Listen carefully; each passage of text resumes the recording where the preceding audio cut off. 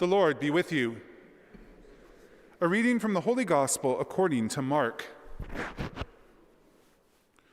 Jesus said to his disciples, "Beware, keep alert, for you do not know when the time will come. It is like a man going on a journey when he leaves home and puts his slaves in charge, each with a particular task, and commands the doorkeeper to be on the watch. Therefore, keep awake, for you do not know when the master of the house will come, in the evening, or at midnight, or at cockcrow, or at dawn. Or else he may find you asleep when he comes suddenly. And what I say to you, I say to all, keep awake." The Gospel of the Lord.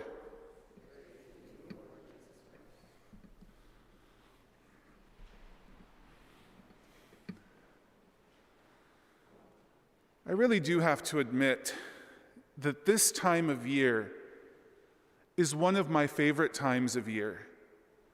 There's just a certain sense of joy that often can be felt. And it's in everything from the music that radio stations start playing, to driving around at night and seeing new decorations and displays pop up around the city, to preparing for the celebration of Christmas, buying the gifts, getting meal plans ready, responding to invitations for parties, and so on.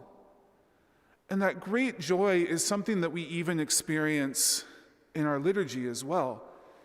There's a certain beauty and joy in the hymns and in the songs and in the church's preparations during the Advent season as well. Now this year things are going to be a little different. Maybe it won't be quite the same. Maybe we won't get to spend time with family like we're used to in the past. Maybe our celebrations are going to be smaller. And I think that can somehow mute the joy that we would normally feel this time of year. And it was especially striking to me, looking at the readings that the church gives us tonight, to realize that even in these readings, that sense of joy, that sense of wonder and awe at preparing for the coming of the Lord seems to be somewhat absent. We look in Isaiah and he's saying, "Why, Lord, do you make us stray from your ways? Why do you harden our hearts against your ways and your laws? Why do the people no longer follow you?"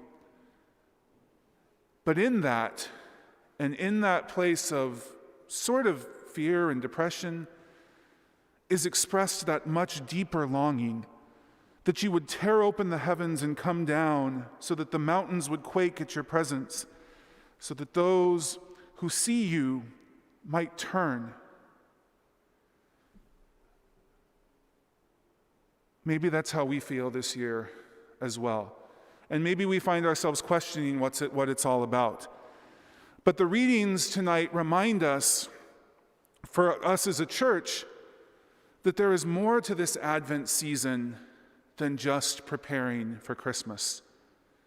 The candles that we light on our wreath are not just a countdown telling us how much time we have left to get all of those material things ready for Christmas.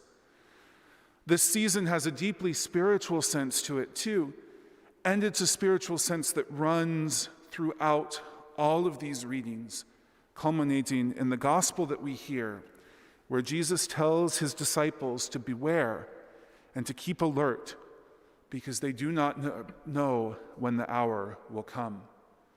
And the hour that he is referring to is the hour of his second coming in glory. And that's what the second purpose of Advent is all about. In fact, that is what these first weeks of Advent focus heavily on, is that preparation for the second coming. You might have noticed that the last couple of weeks of ordinary time, our readings focused very heavily on the end. And that's a theme that continues into the first couple of weeks of Advent, is that need to be prepared for when Christ comes in glory. In fact, it's only about 9 or 10 days before Christmas that the prayers and the language that we use in the celebration of the Mass really start to shift into that mode of preparing us to celebrate Christmas. So we spend far more time in this Advent season focusing on preparing our hearts for the coming of Christ in glory at the end of time, preparing ourselves to make sure that we are ready to go out and meet him when he comes, that we will not be found sleeping, that we will not be found trapped in the midst of our spiritual laziness or those feelings that keep us from sometimes giving our all to God, but that we are truly devoting all to Christ. And I think that in the midst of the present reality of our world, in the midst of a pandemic where so many of the ways that we would normally celebrate Christmas are going to be scaled back, it's an invitation to each and every one of us to approach this Advent season with a new heart and a new mindset and a new reality, and to truly look into those deeper meanings of this season. It's so often hard to focus on the spiritual realities of this season. But I think this is the year that the Lord is inviting us to do just that. To take a look at our lives, to see how it is that he is calling us to change, that he is calling us to follow him more faithfully, so that we truly will be worthy to meet him. During this Advent season, let us remember that we are like the clay in the hands of a skilled potter. And let us ask the Lord to mold us and to shape us into the people of the gospel that he is calling each and every one of us to be.